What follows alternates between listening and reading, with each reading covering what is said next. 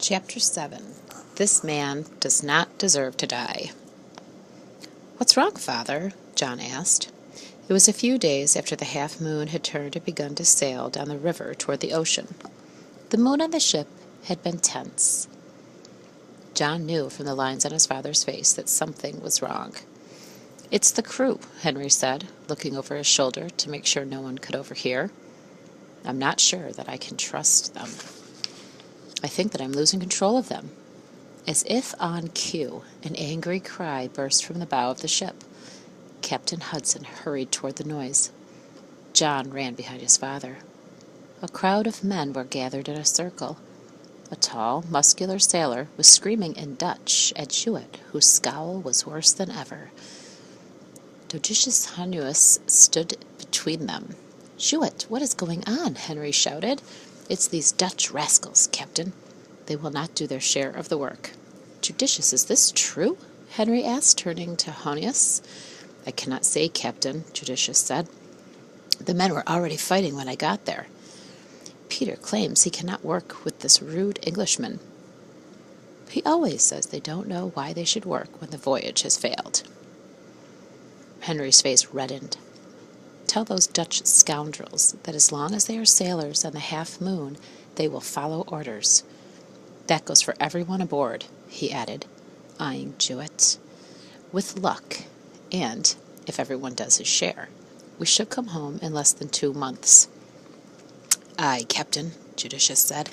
He turned to a group of sailors and spoke to them in Dutch. The men grumbled, but returned to their stations. "Get back to work," Henry Hudson shouted, his words directed at the English sailors who had been gathered behind Jewett. John remained by his father's side as the sailors walked away. The Hudsons stood alone at the center of the deck. Henry sighed deeply. "I've let our sponsors down," he said. "They sent me north to find a passage to Asia. What have I done? Defied orders? Come to this river?" "And it's a beautiful place," John interrupted. "Maybe they will think our discoveries here are almost as valuable as a shortcut to Asia."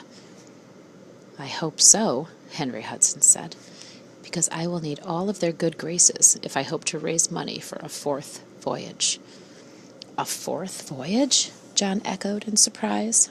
"Yes," Henry said. He smiled at his son. "You don't think we're giving up, did you?" "No, and we never will.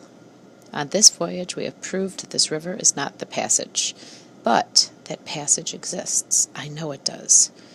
Hudson looked down at the water lapping against the ship's hull. "And I will be the one to find it. I know I will." The half-moon sailed all day and night and anchored at noon the next day. The river was wider, and John knew that they were nearing the ocean. Soon he would say goodbye to the new world, perhaps forever. When James and some of the crew were sent ashore to gather ripe chestnuts, John asked to go with them. In a few hours their sacks were full, and they returned to the half-moon. When they approached the ship, John noticed 3 birch-bark canoes alongside her. "Father must have allowed some people aboard to trade," John said. Climbing aboard, he saw several men trading furs with his father, Judicious, and some of the crew. Jewett stood at the stern, staring into the water below.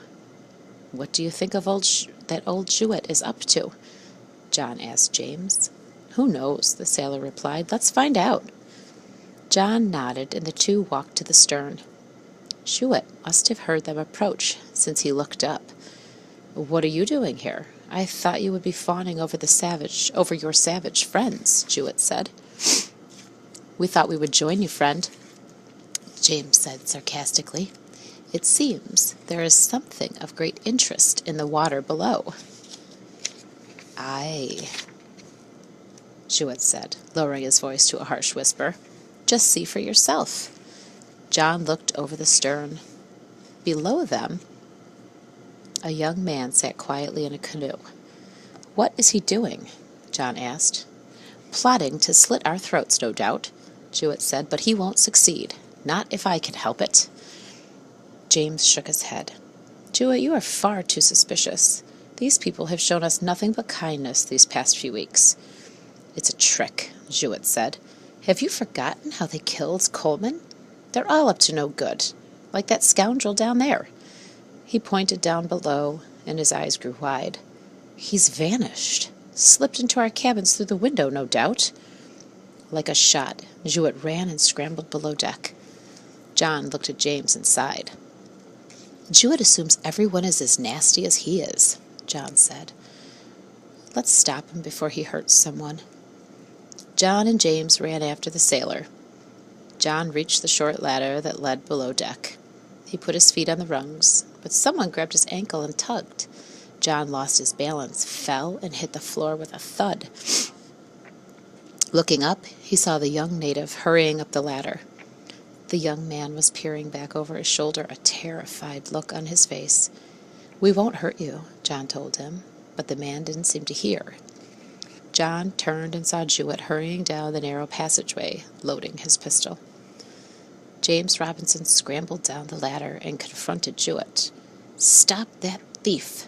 Jewett cried. "I found him in my cabin. I caught him stealing 2 of my shirts and a pillow. No one steals from Robert Jewett and lives." James grabbed him. "Don't be crazy. This man does not deserve to die." "Let me pass," Jewett screamed. The 2 sailors struggled. James tried to take the gun from Jewett.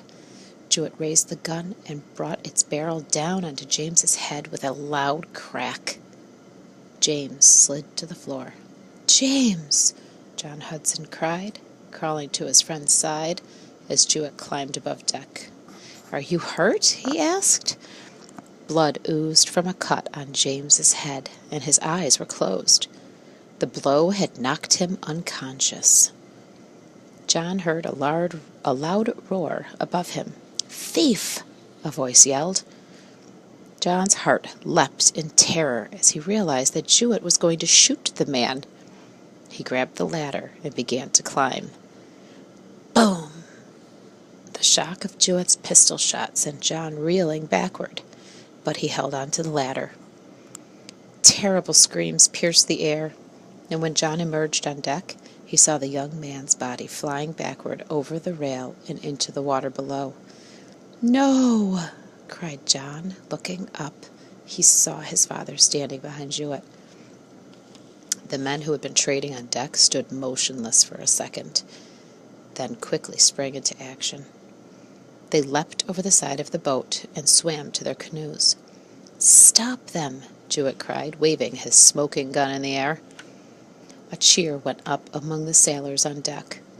A few grabbed their pistols from their gun belts and climbed into the rowboat. "No one has permission to leave this ship," Henry Hudson roared at the men.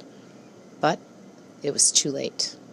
Jewett and the sailors were already in the boat, rowing furiously after the canoes.